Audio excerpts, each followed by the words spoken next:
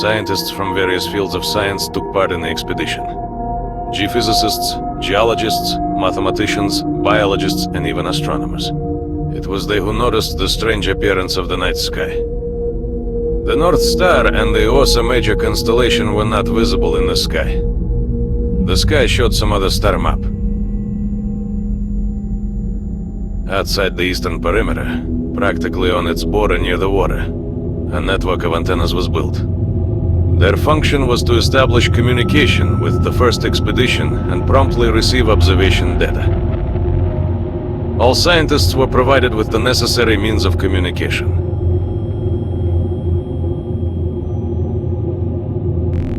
Being in a flooded area and moving on water, the first thing that caught the eye was hydrodynamic resistance. The gravitational attraction of water masses was felt with every step on the flooded area. The density and mass of the water surface resembled liquid concrete.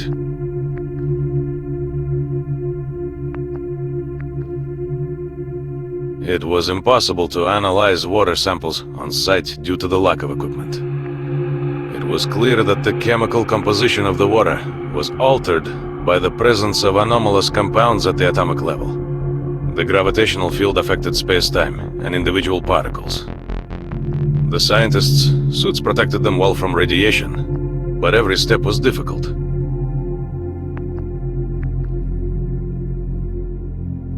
Using drones, the first samples of soil and water were taken for a detailed analysis of the changed composition in laboratory conditions. The results showed heavy water or tritium water. Hydrogen was replaced by the radioactive isotope tritium. Compounds unknown to science were also recorded.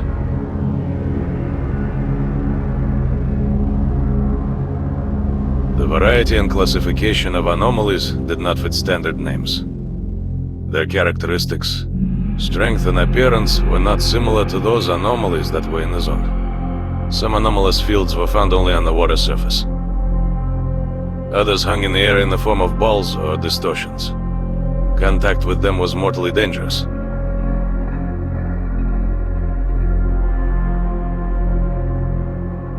It was decided to classify anomalies by damage level. Standardize for further study. Give names and describe properties. The first stalkers already exchanged descriptions of anomalies and especially what artifacts could be found in them. The stalkers' detection method was simple. Throw a bolt in front of you and see what happens.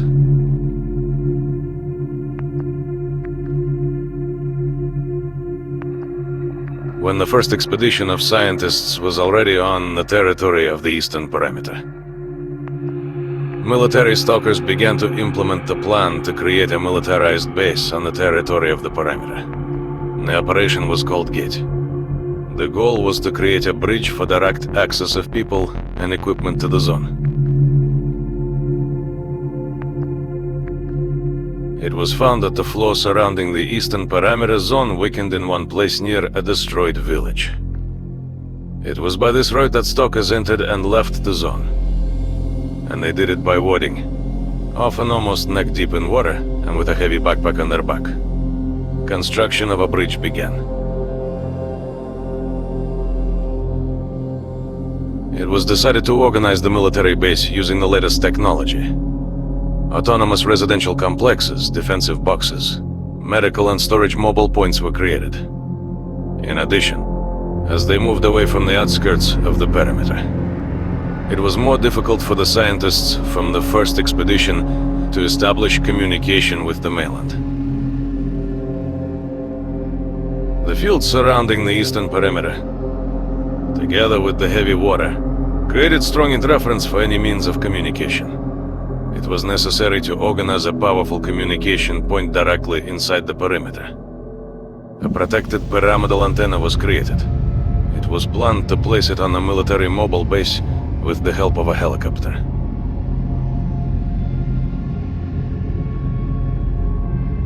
The 8-person residential boxes, fully equipped with everything necessary, were ready.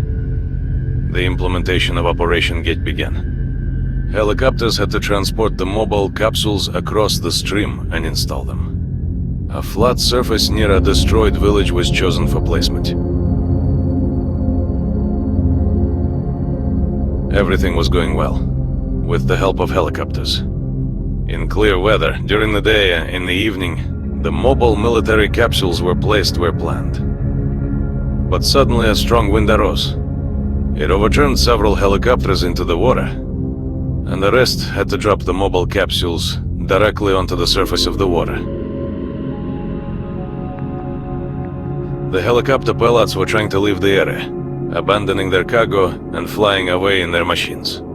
The abandoned capsules, fortunately, did not turn over, and the hermetically sealed doors did not allow radioactive water to penetrate inside. When the capsules landed on the ground, the systems for lifting above the water surface were activated according to the program. A smooth initialization and installation took place using retractable hydraulic legs. Despite the fact that the capsules and living modules were dropped in the wrong place, they were completely safe for use. It was only necessary to build bridges to them.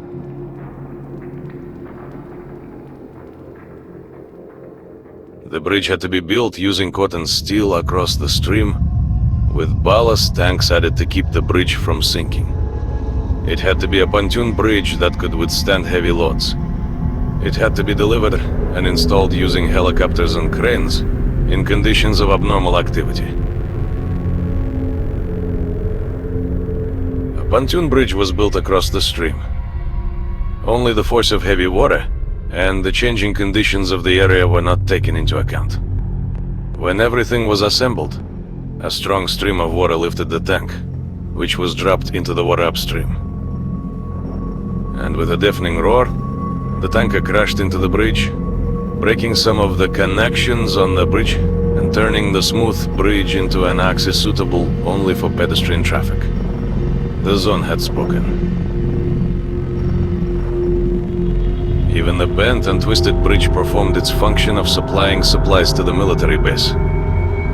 Operation Gate had been successfully completed. For the stalkers, this meant that the exit and entry to the zone was now under military control.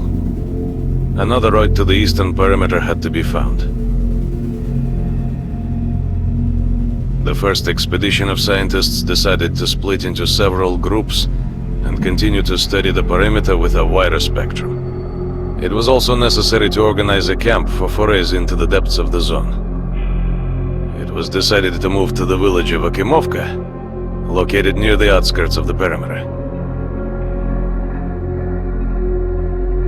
Reconnaissance from drones showed that the buildings in the village of Akimovka were in relatively good condition. In some places the roof, iron and slate had been torn off, but overall they were suitable for creating a base, overnight stay and even a supply depot. But who could be found there? Locals, mercenaries, stalkers or mutants?